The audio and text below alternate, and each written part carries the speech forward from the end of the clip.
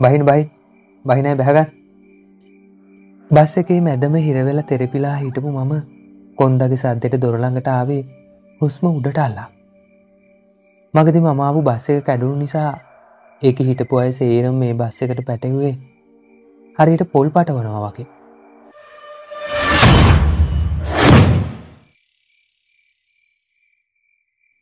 පැය ගාණක් බස් එකේ මැදම හිරවෙලා ආපු මට බස් ගමන් කවදාවත් නැතුවම තිත්ත වුණා.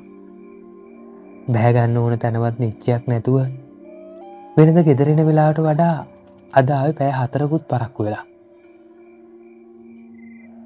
බහිනවද මල්ලි? ඔව් බහිනවා. විනාඩි ගාණක් දඟලලා අන්තිමට යාන්තම් බස් එකෙන් බැහැගත්තා. හතර අතම අද්භූත කළුවරේ ගිලිලා තියෙද්දි ටිකක් හරි තිබ්බ එළිය බස් එක ඇදලා ගියත් එක්කම නැතුව ගියා. වැහි බර අහසේ හඳ තියා එක තරුවක්වත් තිබ්බේ නැහැ. වෙලාව 12ක් පහුවෙච්ච නිසා හන්දියේ ත්‍රීවිල් එකක්වත් නැහැ.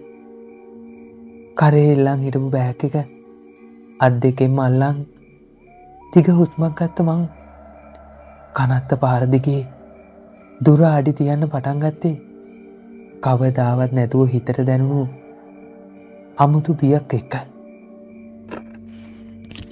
යන ගමන් මං ආපහු මල්ලිට කෝල් එකක් ගත්තේ දැන්වත් ඒකගේ ෆෝන් එක වැඩ ඇති කියලා හිතාගෙන.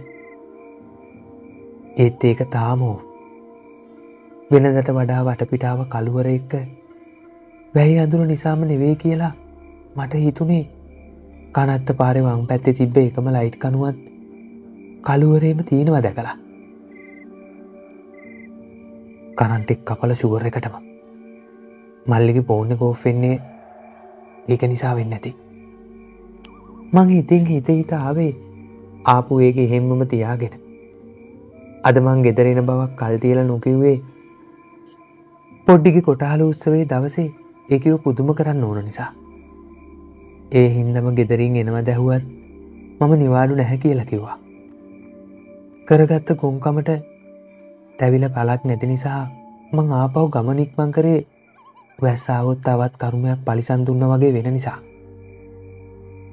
වෙනදට කනත්ත පාර දිගේ කිසි චකිතයක් නැතුව එහෙ මෙහෙ ඇවිදින මට අද දැනෙන්නේ අමුත්තා. ඒකට හේතුව මේ වටපිටාවේ තද කළුවර කියලා මං හිතන්න උත්සාහ කරත් හිත ඇතුළෙම මහා අමුත්තක් මට දැනුණා. කනත්ත මැදින් වැටිලා තිබ්බ කිලෝමීටරයකට ටිකක් වැඩි පටු වැලි පාර ගෙදරට යන්න තිබ්බ ළඟම පාර. අනිත් පැත්තෙන් ගියා නම් දුර දෙගුණයකටත් වැඩි. ඒ නිසාම මෙතන බැස්සත් හිතට කොහොමත් අමුත්තක් දැනුනේ කවදාවත් මෙච්චර රෑ වෙලා මං කනත්ත පාරෙන් නොගිය නිසා. පටු වැලි පාර දෙපැත්තෙම පස් කඳු ගහලා වහලා දාපු මිනි වලවල්. නගරේ වගේ ස්මාරක ගමේ කනත්තේ තිබ්බේ නැහැ. වැඩිම වුණොත් ගොක්කොල සැරසිල්ලක් කරෙන්න ඒවත් තිබ්බේ අලුත වල දාපු මිනි වලවල් උඩ. නොපෙනෙන අඳුර විනිවිද දක්වමින් මං ඉස්සරහා බලාගෙනම දුර අඩි තිබ්බත් මටත් නොදැනීම මගේ ඇස් කනත්තේ හතරමන් දිහාවට ආවරණය කරලා ආපහු ඉදිරිය බලන් නවතිනවා. ඒ හිතේ තිබ්බ නොසන්සුන්කම ඇරිලා යන්නත් එක්ක මං ඌරුවම් බෑවා. කනත්ත පහු කරන්න පටන් අරන් ටික වෙලාවක් වුණත් එකම තැන ඇවිදින වගේ මට හිතුනේ කනත්ත පාර ඉවර වෙන්නේ ගුණදාස මාමගේ කඩේ ළඟින්. ඒත් කඩේ සලකුණක්වත් නැහැ. ඉඳ හිට ඇහෙන ගෙම්බන්ගේ සද්දය හා රැහැයි හඬ විනා මනුස්ස කටහඬක්වත් ඇහෙන මානෙකට මං ඇවිත් හිටියේ නෑ. මගේ හිතට දැනිච්ච අමුතු විකාර අදහසත් එක්ක මගේ කකුල් තිබ්බේ යන්ත්‍රයක් වගේ ක්‍රියාත්මක වෙලා. එක දිගට මේවා දුර අඩි තිබ්බේ ඒ නිසා. ඒත් මෙච්චර වෙලා හිතේ තිබ්බ හයිය ඉටි පන්දමක් කාල පන්දමකට ලං කරා වගේ දිය වෙලා වගේ එහෙන් කනින් බේරෙන්න ගත්තේ මට අඩි 2-3ක් විතර දුරින් අලුත වල දාපු මිනිහක් උඩ ඇනතියන් වාඩි වෙලා ඉන්න උඩුකය සුදු පාටින් සැරසුණු පුද්ගලයෙක් දැකලා. තව පාරක් ඒ දිහා බලන්න හෝ විනිශ්චය කරන්න ඉඩක් නොදීපු මගේ සිතුවිලි ක්‍රියාත්මක වුණේ ෂණිකව. ඒ ආපහු ෂණිකව හැරෙන්න. කරේ තිබ්බ බෑග් එකත් කකුල්වල දාන් හිටපු සෙරෙප්පු දෙකත් අහුවෙච්ච පැත්තට විසි කරලා දාපු මං හිතට වීරිය අරන් ආපු පාර වෙනුවට දුවන්න පැන්නේ කනත්ත මැදි. දුවන ගමන් එක පාරක් විතරක් පිටිපස්ස හැරිලා බලපු මට මගේ පස්සෙන් දුවන්ගෙන සුදු පාට ජායාවක් දැක ගන්න ලැබුණා. ආයෙත් එක සැරයක්වත් පිටිපස්ස නොබලපු මං හැල්මේ දිව්වේ පස් කඳුවල හැපි හැපි වැටි වැටි. දුවන්නේ කොහෙටද කියලාවත් මගේ ඔළුවට නිච්චයක් තිබ්බේ නැහැ. දුවනවා කියලා එකම දිශාවක්වත් තිබුණෙත් නැහැ. කකුල් හැරෙන පැත්තට මං දිව්වේ පපුව ඇතුලෙන් ලේ නටද්දි. ඒත් එක්කම දඩාස් කාලා මම මොකාරි හැපුණා. අත්වලාමේ මේ සූදාන්සිරිගේ කොල්ලා නේද? ඇල්මේ පිඹගෙන මං ආපු මාව යකඩ ගොඩක් වගේ තද දෙයක හැපිලා විසි වුණා. වැටුණට වඩා වේගින් ආපහු නැගිටපු මම අනිත් පැත්තට හැරුණේ ආපහු දුවන්න. ඒත් පුරුදු කටහඬ කිත්තගේ නම කියලා මාව අඳුරගත්ත කෙනා කවුද බලන්න මං ආපහු හැරුණා. සෝමි මාමා. යන් සෝමි මාමේ. යන්. සෝමි මාමව අඳුරගත්ත මං ඔහුගේ අවසරයක් නොගෙනම ඔහු පැදන් ආපු සයිකලෙන් වාඩි වුණා. ඒත් සෝමි මාමා වචනයක්වත් කතා කරේ නැහැ. මං ගේ ළඟට දාගෙන යන්නකෝ පින් සිද්ධ වෙනවා කියලා මං මාමට කිව්වා.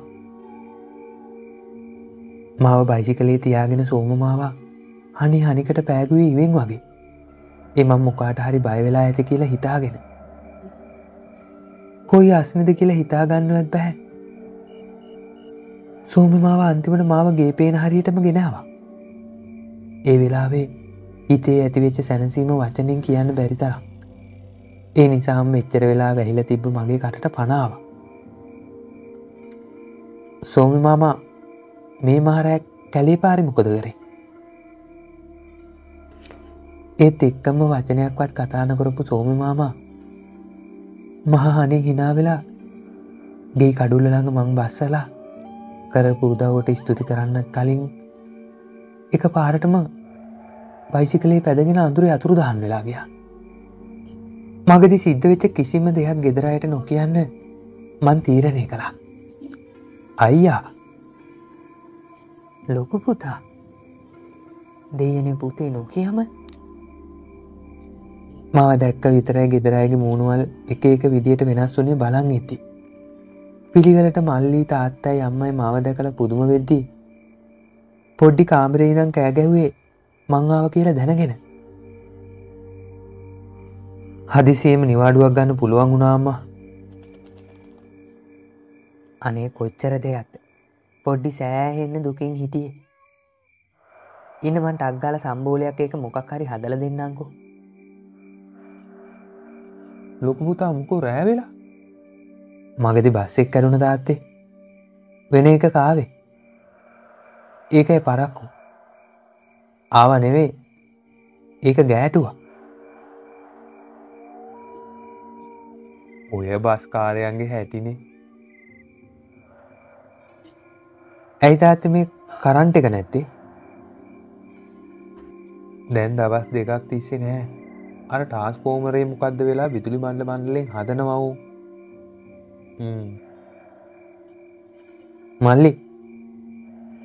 මල්ලි මොකද බා? වරෙන්කෝ ලිඳ ළඟට යන්න. මම මොකටද? වරෙන්කෝ පැහෙන්නේ නැතුව. තනියම වත්තපහල ලිඳට ගිහින් ආගන තරම් හිතේ අයියක් නොදිපිච්ච නිසා ඒකට මං ඇදන් ගියේ මල්ලිව.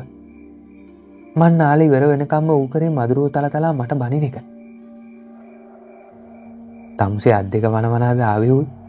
ටොපියක්වත් ගෙනාවේ නැද්ද කුණු ලෝභය. මගදී බෑග් එකයි සෙරෙප්පු දෙකයි කනත්ත මැද්දට විසි කරලා ආපු විදිය මට ආපහු මතක් වුණා. ඒකේ තිබ්බේ ඇඳුම් කෑලි දෙක තුනක් විතරයි.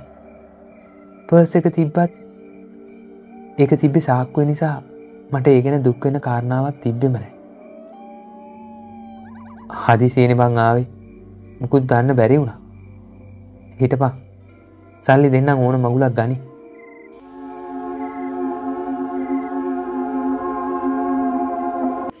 එදා රෑ මට නිින්ද ගියේ කොයි වෙලාවෙද කියලා මං දැනන් හිටියේ නෑ.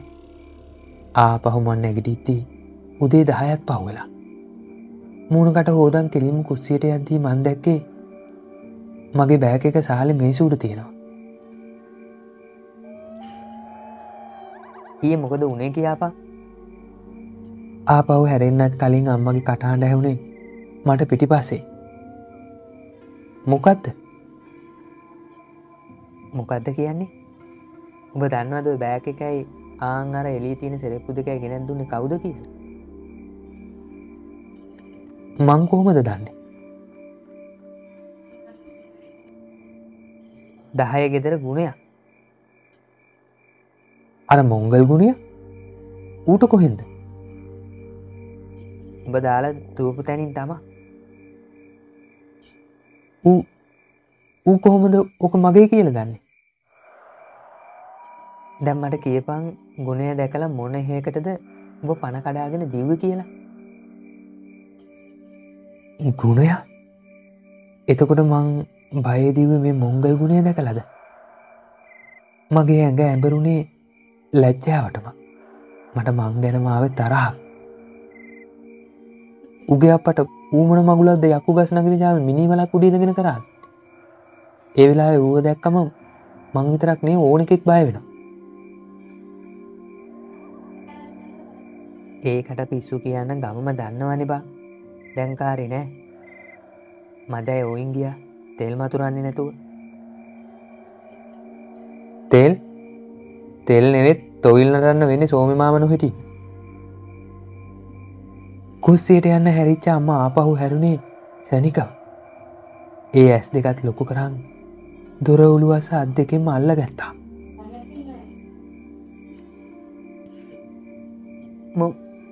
මොන සෝමි මාමාද?